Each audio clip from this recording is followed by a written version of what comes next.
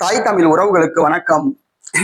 அதிமுக எம்எல்ஏக்கள் 2 பேர் ராஜினாமா செய்கின்றனர்.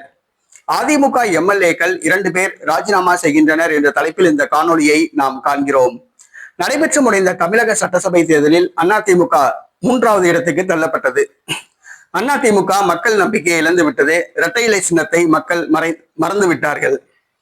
ஜெயலலிதா எம்ஜிஆருக்கு பிறகு அதிமுகவை வழிநடத்தக்கூடிய தலைவர்கள் யாரும் கிடையாது. மக்கள் நம்பிக்கைக்குரிய தலைவர்கள் யாரும் கிடையாது. மக்களை கவர்ந்திருக்கக்கூடிய ஒரு தலைவர்கள் யாரும் கிடையாது. ஆகவே அதிமுகவை மக்கள் மறந்து விட்டார்கள். நடைபெற்று முடிந்த தமிழக சட்டசபை தேர்தலில் அதிமுக 3வது இடத்துக்கு தள்ளப்பட்டது. அந்த கட்சி தொண்டர்களுக்கு இது சோர்வை ஏற்படுத்தியுள்ளது. புதிதாக உருவான தமிழக வெற்றி கழகம் ஒரு அதிமுகவாக உருவானது திமுகவுக்கு போட்டியாக உருவாகியுள்ளது. கட்சி ஆரம்பிக்கப்பட்டு குறுகிய நாட்களிலேயே ஆட்சியை பிடித்துள்ளது. எம்ஜிஆர் கட்சி ஆரம்பித்து 5 ஆண்டுகள் கழித்து ஆட்சியை பிடித்தார். ஆனால் விஜய் கட்சி ஆரம்பித்து 2 ஆண்டுகளிலேயே ஆட்சியை பிடித்து விட்டார். இது சரித்திர சாதனையாக கருதப்படுகிறது. ஆக எம்ஜிஆர் ஜெயலலிதா தொண்டர்கள் எல்லாம் தற்பொழுது அதிமுகவை நோக்கி, அதிமுகவில் இருந்து விலகி தமிழக வெற்றி கழகத்தை நோக்கி படையெடுத்து வருகிறார்கள். சாறை சாறையாக தமிழக வெற்றி கழகத்தில் இணைந்து வருகிறார்கள். அதிமுகவை சார்ந்த 4 சட்டமன்ற உறுப்பினர்கள் தங்கள் பதவியை ராஜினாமா செய்துவிட்டு தமிழக வெற்றி கழகத்தில் இணைந்துள்ளனர்.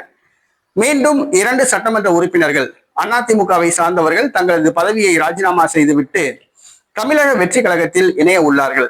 மயிலம் தொகுதி சட்டமன்ற உறுப்பினர் சி.வி. சண்முகம் மற்றும் விராலிமலை தொகுதி சட்டமன்ற உறுப்பினர் விஜயபாஸ்கர் இவர்கள் 2 பேரும் அதிமுக முன்னாள் அமைச்சர்கள்.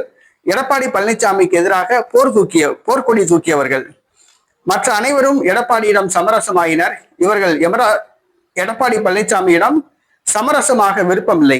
ஆகவே தங்களது சட்டமன்ற உறுப்பினர் பதவியை ராஜினாமா செய்துவிட்டு தமிழக வெற்றி கழகத்தில் இணைய முடிவு செய்துள்ளனர்.